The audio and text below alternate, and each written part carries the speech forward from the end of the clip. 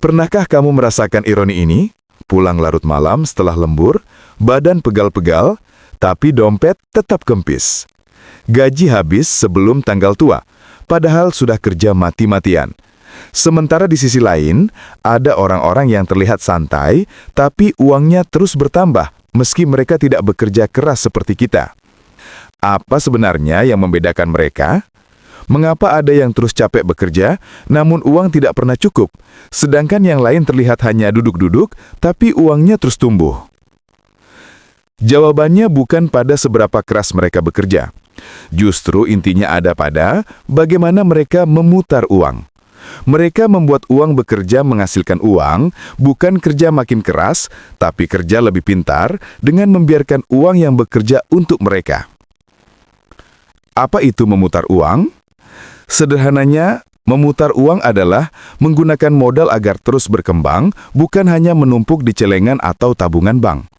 Bahkan dalam prinsip ekonomi Islam, muamalat menekankan bahwa salah satu cara paling efektif menjaga dan meningkatkan nilai kekayaan kita adalah dengan memutar uang secara cerdas.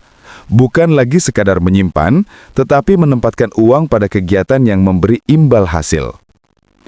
Perbedaan menabung versus memutar uang. Menabung adalah sekadar mengamankan uang saja. Memutar uang atau berinvestasi adalah mengalokasikannya untuk mencapai tujuan finansial dalam jangka waktu tertentu. Artinya, uangmu tak diam saja, melainkan bekerja. Analoginya seperti ini. Anggap uangmu sebagai karyawan. Bila dibiarkan menganggur di tabungan, lama-lama nilainya akan tergerus inflasi. Sebaliknya, ketika kamu mempekerjakan uang itu, misalnya lewat instrumen investasi atau bisnis kecil, ia dapat bekerja menghasilkan lebih banyak uang. Dalam dunia orang kaya, ada pepatah, uang itu karyawan yang harus bekerja untuk menghasilkan lebih banyak uang. Jadi, memutar uang sama dengan menerapkan pola pikir bahwa uang harus produktif. Jadikan uangmu sebagai aset aktif, bukan sekadar simpanan. Algoritma uang yang terus tumbuh. Algoritma sederhana dari uang yang terus tumbuh adalah rotasi modal. Uang tidak pernah diam terlalu lama di satu tempat.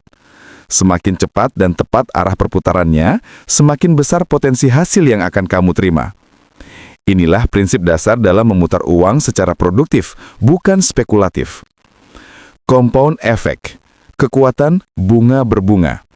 Dalam dunia investasi dikenal istilah compound effect, di mana hasil dari uang yang berputar akan menambah modal dan kemudian ikut berputar kembali, menghasilkan nilai lebih besar dari sebelumnya. Maka dari itu, kecepatan dan kesinambungan memutar uang menentukan seberapa eksponensial hasil yang akan kamu terima di masa depan. Mengapa harus memutar uang? 1. Melawan inflasi. Faktor pertama adalah inflasi. Ketika harga-harga naik, daya beli uang di tabungan kita sebenarnya semakin terkikis. Indodax Academy menyebutkan bahwa uang yang hanya disimpan dalam tabungan sebenarnya sedang kehilangan nilainya karena inflasi. Artinya, meski nominal tabungan tetap, nilai realnya menurun. Dengan memutar uang ke investasi, setidaknya kita berpeluang mendapatkan keuntungan yang melampaui inflasi. 2. Pendapatan pasif dan kebebasan waktu. Kita semua tahu bekerja menghabiskan waktu berharga. Sebaliknya, pendapatan pasif berarti uang bekerja menghasilkan pendapatan walau kita sedang tidur atau menikmati liburan. Okezone menekankan bahwa investasi mampu terus bekerja untuk kita bahkan saat kita beristirahat. Mirip menanam benih lalu menyaksikan pohon tumbuh berbuah tanpa kita rawat tiap hari. Dengan pendapatan pasif, kamu punya kendali atas waktu. 3. Rich get richer, rahasia orang kaya. Orang kaya menjadi semakin kaya bukan karena mereka kerja lebih keras, tapi karena mereka pandai memutar uang. Mereka tidak fokus hanya menabung, melainkan terus membuat uangnya berputar dan menghasilkan keuntungan.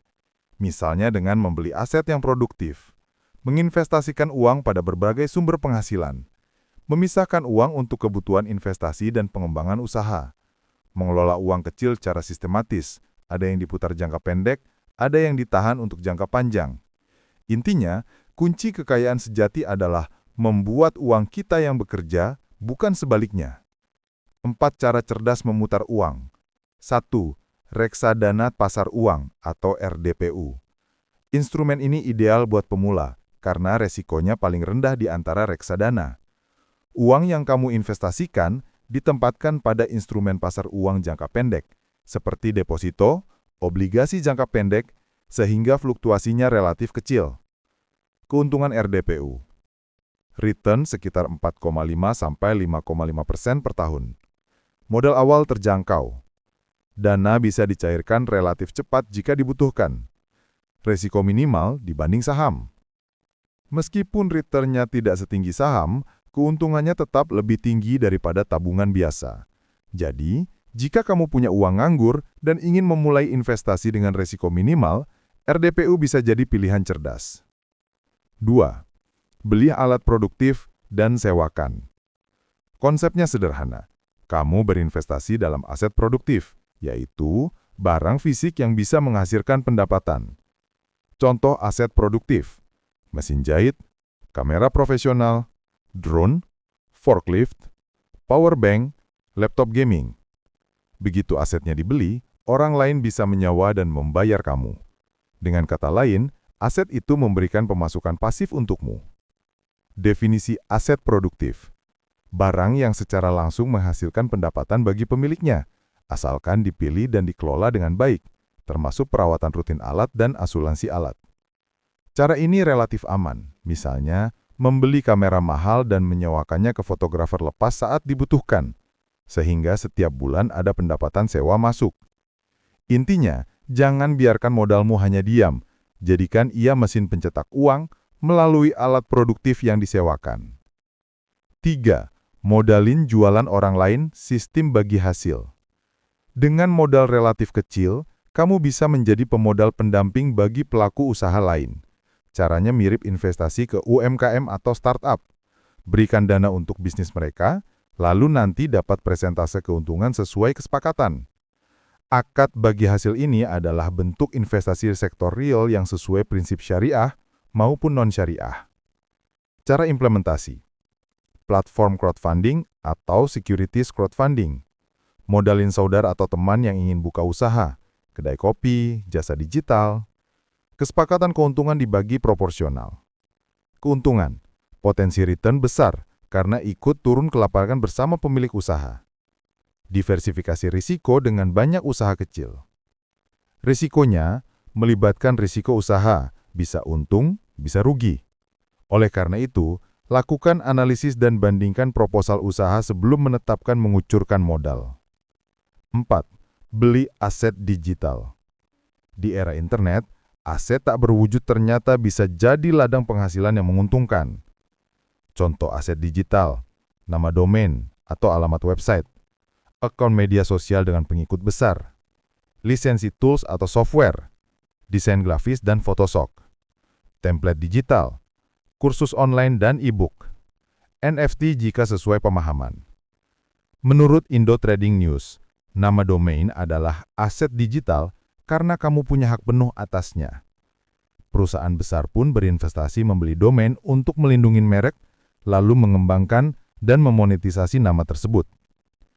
Cara monetisasi, website dengan trafik tinggi, iklan atau jual produk atau jasa online, akun sosial media besar, endorse, afiliasi, atau alihkan ke bisnis lain, software atau tools, sistem berlangganan, konten digital, passive income berkelanjutan.